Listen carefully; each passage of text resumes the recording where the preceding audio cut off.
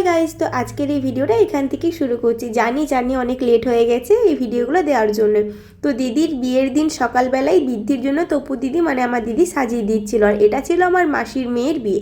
তো দিদি বৃদ্ধির লুক করার পরে সেখানে একটা সামনে কালী মন্দিরে গিয়েছিলাম আমরা কিছু ফটোশ্যুট করার জন্য। এখানে গিয়ে দেখি মায়ের পুজো চলছে, তো মায়ের দর্শন করে প্রণাম করে কিছু ছবি তুলে আমরা টোটোয় করে বাড়ি চলে আসি, কারণ আজকে দিদির বিয়ে আছে, মানে এরপরে যে করে দিদিকে হলদির লুক করতে হবে।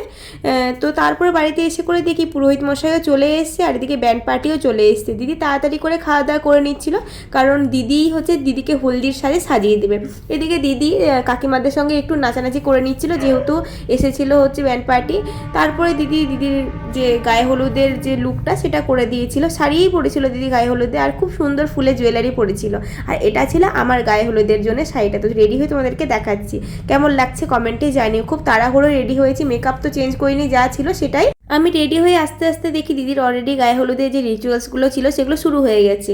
এরপরে ঠাকুরমশাই সেখানে কিছু নিয়ম ছিল সেগুলো করে দিচ্ছিল। আমি জানি না এই নিয়মটার কি নাম, মনে করি সব কাকিমারা মিলে মাসিমারা মিলে এই নিয়মটা করছিল। এরপরে এই যে নিয়মটা, এটাকে বসুধরা বলে, এটা বাড়ির মধ্যে হয়েছিল।